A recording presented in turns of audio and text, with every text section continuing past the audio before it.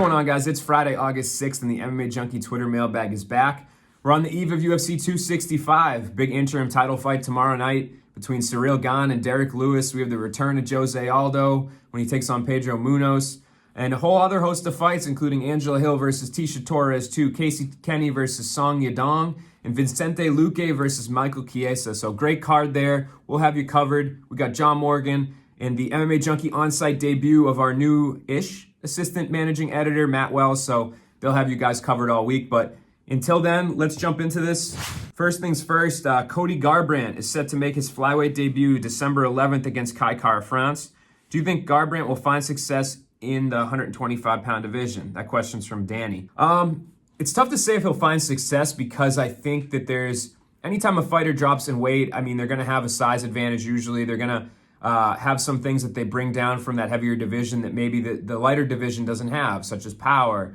But on the flip side of this, I think that there's a lot of things Cody needs to fix regardless of the division that he's in. I think he needs to fix his fight IQ. He needs to, which we saw better in the last fight, even though he lost. I think he's got to fix his defense, things like that. So to me, I think it will be better. There's more opportunity for him at 125 pounds.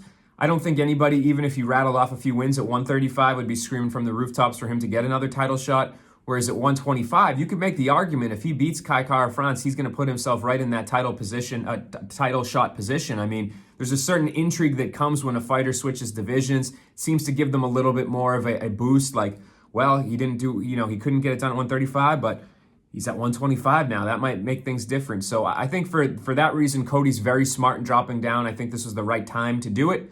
Now let's see how his body reacts and see what he looks like when he gets in there. Next question about UFC 265 from Jeff. Yes, sir.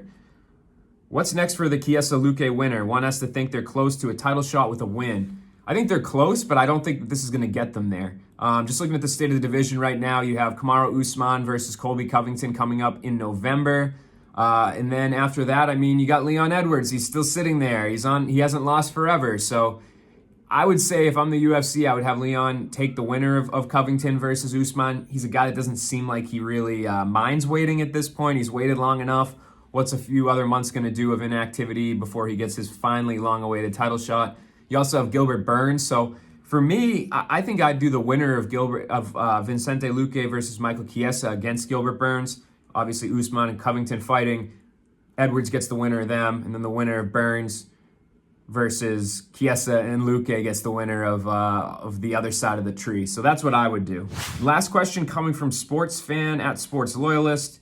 Now that Bellator has chosen Timothy Johnson as an opponent for Fedor, was it the wrong choice? And I feel like I'm going to be able to provide maybe some insight to this, okay? So Timothy Johnson is going to face Fedor Emelianenko, Bellator Moscow. Not the matchup that anyone was expecting, right? I mean, think about the names that we were throwing around there for weeks. Alistair Overeem, Junior Dos Santos, Josh Barnett, even Matt Mitrione when he was back on the roster. Guys like that. Those were the names that were thrown out. And so when this announcement came, it hit me with some surprise too. And I was a little bit like, man, that does seem kind of lackluster. So I don't really know what the options were, like actually that Bellator had. Like what fights were they actually going to be able to offer Fedor? Looking at it, right, Matt Mitrione's no longer with the promotion. Josh Barnett, not really sure, but last that I heard, he was still suspended. So that could have been a potential blip in the radar. Jake Hager had been lobbying for it. Don't think that maybe commissions would license a fight with that much differential in experience. Then you had the free agents, Overeem and Dos Santos, who I think would beat Fedor soundly. So I'm kind of almost glad that didn't happen because I think that those would have been fairly lopsided, especially the Overeem fight. And then you got Fabricio Verdum, which I think would have made a lot of sense, but it seems like there was some conflicting opinions about what was going on there. Ali Abdelaziz said that they could make it happen. The PFL president, Peter Murray, came out and said, well, he's still under contract with us, but we'll cross-promote. So it seems like maybe that was a nightmare for Bellator. And I haven't talked to anybody from the promotion yet. I expect to ask Scott Coker about that next week when I talk to him at Mohegan Sun.